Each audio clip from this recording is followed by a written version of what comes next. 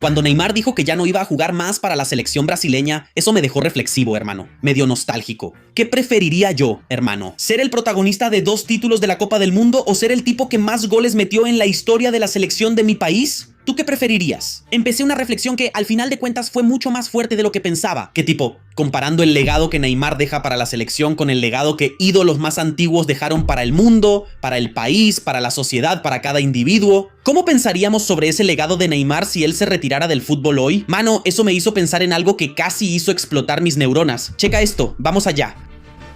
Solo para contextualizar un poco mejor esa pregunta de ¿y si Neymar se retira? Solo para contextualizar por qué eso me dejó tan reflexivo, es que me quedé pensando tipo, ¿cuál es el papel de un ídolo en la vida de las personas? ¿Sabes? Es que yo pienso en las relaciones humanas como, tipo, cualquier contacto que tienes con alguien, cualquier interacción que tienes con personas o con lugares, ¿cuál es la onda? Tú vas ahí, tienes esa determinada interacción, intercambias ideas, intercambias experiencias y ahí como que dejas algo tanto en ese lugar o en una persona y también recibes algo. Y esa es una ley natural de todo tipo de interacción. Tú con tu familia, tú con tus amigos, tú en una escuela, en un lugar de trabajo, siempre llegas, dejas algo tuyo y recibes algo de ese lugar o de esas otras personas que forman un nuevo tú para que en las próximas interacciones dejes algo tuyo ya modificado. Y la vida va sucediendo de esa forma. Entonces, si te pones a pensar en la relación de un ídolo con un grupo de personas, es una relación que, en ese sentido de dejar y recibir, es una relación medio unilateral. Es solo tu ídolo quien te deja algo y tú solo recibes eso. Y entonces, cuando eso deja de ser necesariamente un intercambio y pasa a ser el ídolo entregando mucho más para varias personas de las que ni siquiera ha oído hablar en su vida, le damos un nombre diferente a ese asunto. Lo llamamos el legado que esa persona dejó. Y ahí sí llegamos a la parte en la que me puse muy reflexivo sobre esa declaración de Neymar de que ya no jugaría más en la selección. Me quedé pensando en el legado que otros ídolos dejaron en el momento de su retiro, ¿sabes? O sea, cuando el jugador termina su carrera, pero su carrera fue de tal manera que sigue resonando lo que hizo mientras jugaba, sigue resonando con el paso del tiempo, incluso mucho tiempo después. Ese legado nos hace pensar que, por ejemplo, imagina a Pelé, hermano. Si te pones a pensar, ¿cuál es el legado que dejó Pelé? Hermano, en mi cabeza, ¿qué es lo que deja Pelé en todo esto? O sea, Brasil solo fue campeón del mundo en la 6ª edición de la Copa del Mundo. Brasil no ganó la primera, ni la segunda, ni la tercera, ni la cuarta, ni la quinta copa. Solo fuimos campeones del mundo cuando Pelé cumplió 17 años y la rompió en la Copa del Mundo y después de eso se acabó la mala racha. Hasta hoy, Pelé es el único jugador en la historia que tiene en su currículum 3 Copas del Mundo. Brasil fue el primer tricampeón mundial. En un momento recordamos un detalle sobre una de esas copas, pero quédate conmigo. Pelé, en una época en la que no existía Instagram, Twitter o YouTube, Pelé detuvo una guerra. Una guerra. Sin las herramientas de comunicación que tenemos hoy, el tipo fue a jugar un amistoso en Nigeria que estaba en plena guerra, hermano. Había una guerra civil, ¿sabes? Y entonces el gobierno militar, en la época en que iba a haber el amistoso del Santos, decretó feriado local, decretó unas medidas ahí para que los ciudadanos pudieran circular con seguridad y básicamente, de una forma no oficial, declaró un alto al fuego de 48 horas, ¿entiendes? Y entonces hubo el partido del Santos, hubo el amistoso del Santos. Pelé fue ovacionado de pie por todo el estadio. El Santos fue escoltado de nuevo hasta el aeropuerto. Subieron al avión, despegaron y hermano, la guerra volvió. O sea, si nos ponemos a pensar un poco sobre el legado que dejó Pelé, ¿cómo van repercutiendo estos acontecimientos? Hasta hoy las cosas que escuchamos sobre Pelé, así como Pelé, él simplemente hizo que el mundo entero reconociera el fútbol como identidad cultural de nuestro país, en todo el mundo. ¿Sí me entiendes? ¿Cómo es que Pelé no tuvo un intercambio con cada persona a la que conmovió? No, o sea, el tipo fue dejando algo para las personas y está bien, eso es el legado. Entonces, si nos ponemos a pensar en los legados que otros ídolos dejaron, eso termina educando a las personas, ¿no? ¿Sabes? Porque si te pones a pensar, observas a un ídolo, él te inspira con cierta visión del mundo, una visión de vida, y eso te inspira. También afecta tu propia visión de la vida. Y entonces, en algunos eventos de tu vida, como que adoptas ese comportamiento que es algo que admiras. Te pareció genial, así que pues voy a hacer lo que admiro. Entonces, el ídolo tiene un papel así de educar a mucha gente, ¿sabes? Ese legado es así. Si te pones a pensar en Ronaldo, por ejemplo, pues Ronaldo, hermano, en otro ámbito, él tuvo una lesión, hermano. Y esa lesión, o sea, es muy común, es muy normal, no es raro, ni siquiera es poco raro que un jugador deje de jugar por causa de lesiones. Eso no es algo raro. Ronaldo Fenómeno tuvo una lesión muy rara y ningún médico, ningún fisioterapeuta, ningún especialista del alto rendimiento, ningún otro atleta, Nadie discute que sería totalmente normal que él dejara de jugar fútbol por causa de esa lesión específica, de esa lesión rara que tuvo. Eso sí es, de verdad, el motivo para salir de las canchas, abandonar el fútbol y decir, mira, hermano, este tipo aquí iba a jugar muchísimo, pero tuvo una lesión y nadie sabe cuál era el verdadero potencial de este tipo. Pero, hermano, Ronaldo todavía fue campeón del mundo, siendo protagonista en una Copa del Mundo después de una lesión por la que sería totalmente normal que dejara de jugar fútbol, que abandonara las canchas. Y a veces me pongo a pensar en lo que la gente ve, como si él no hubiera parado y fue campeón, como si no hubiera niveles entre una cosa y la otra. O sea, él no dejó de jugar, él pues al menos podría volver a jugar, no sé, en segunda división, fútbol amateur, no sé, segunda división, en la liga de barrio. No, él puede jugar mal, pero aún así en un equipo de la parte baja de la tabla de la primera división aquí en Brasil. No, él va a jugar la Serie A del campeonato brasileño, en uno de los grandes. No, él va a seguir jugando en Europa. No, él va a seguir siendo centrodelantero titular en equipos entre los mejores del mundo.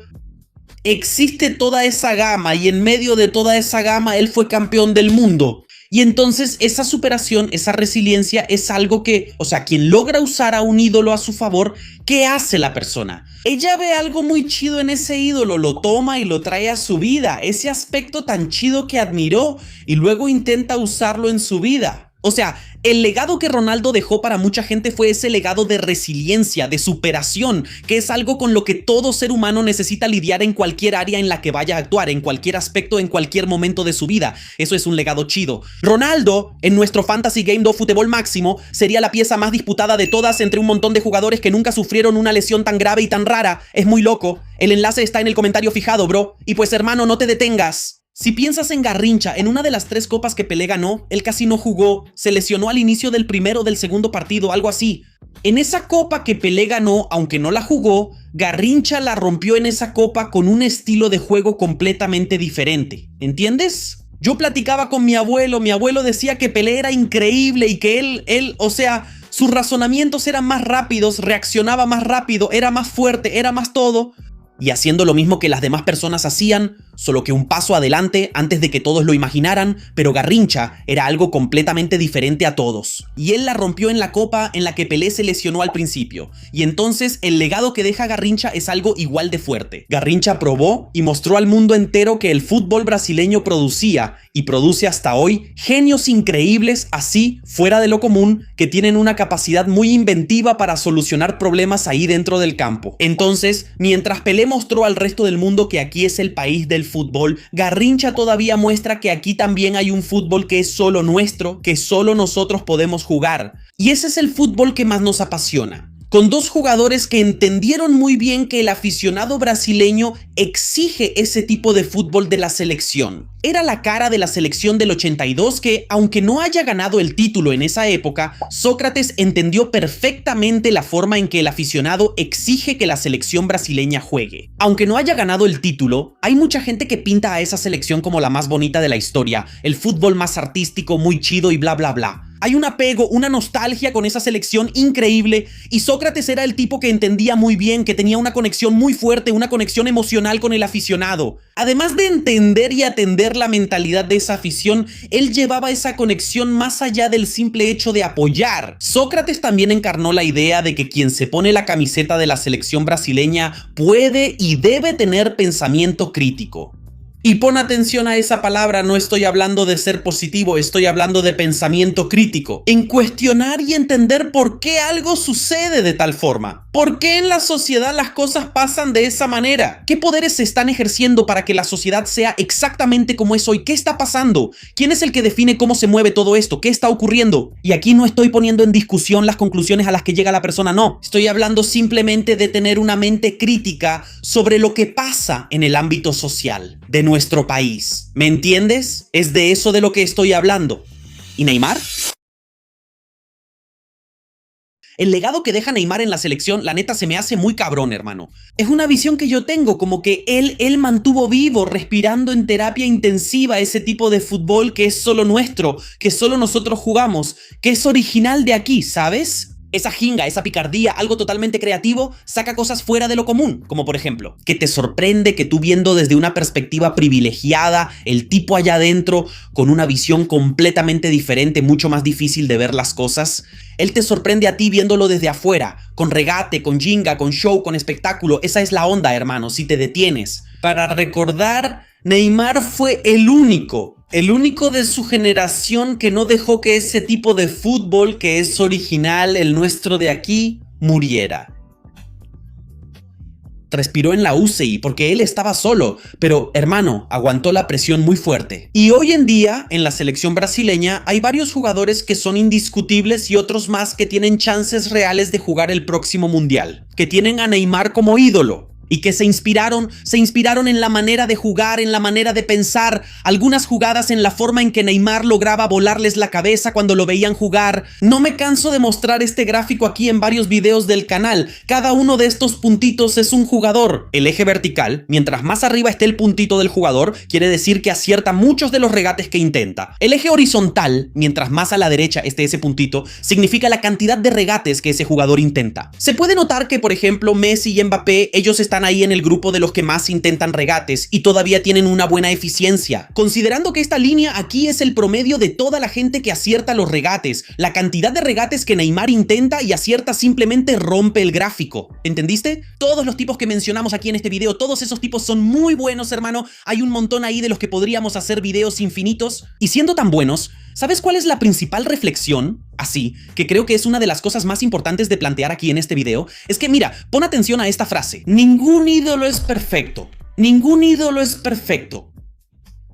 Te toca elegir qué aspecto de ese ídolo, qué parte de lo que hace. ¿Cuál vas a hacer tuyo y llevar contigo en la vida? ¿Y cuál aspecto solo vas a mirar y observar de lejos? Pero déjalo ahí. El ídolo sirve para eso, tomar lo que tiene sentido para ti y solo observar lo que no lo tiene. Y entonces, finalmente, entramos en el lado reflexivo aquí de mi cabecita. Esto me hizo pensar, hermanos, sobre qué es lo que tienen esas personas famosas, ¿sabes? Esa gente famosa. Tenemos la idea de que esas personas famosas son poco comunes, ¿no? Son diferentes.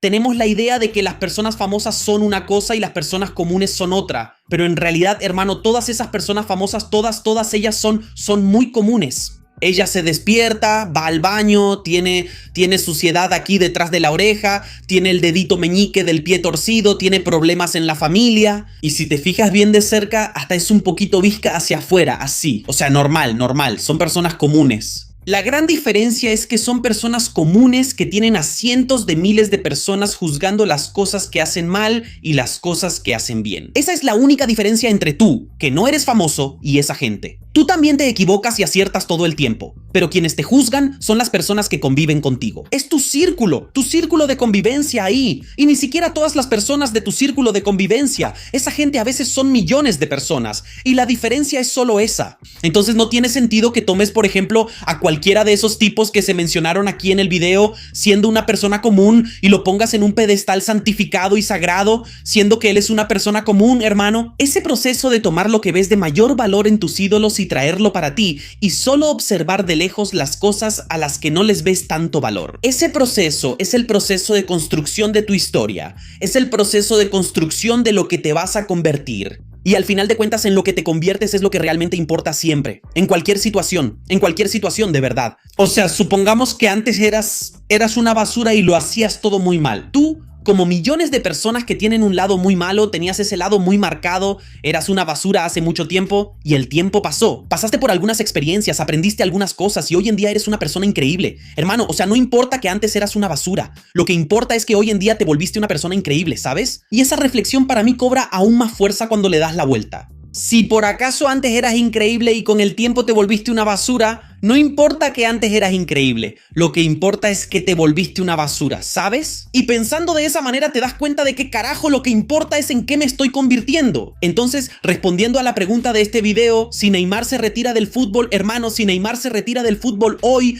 ¿qué es lo más valioso que queda en la mente de todos los brasileños y brasileñas? Hermano, si él se retira hoy, lo importante es que tu historia continúa. Parte de tu misión seguirá siendo esperar a que aparezca otro ídolo, tomar lo que tiene de valor y traerlo a tu vida y solo observar un poco más de lejos la parte en la que él es medio mierda. Todo el mundo tiene esa parte mala que habita en mí y saluda a la parte mala que habita en ti. Pero mira, los dos tenemos cosas buenas para pasarle a alguien, además de solo recibirlas. Abrazo.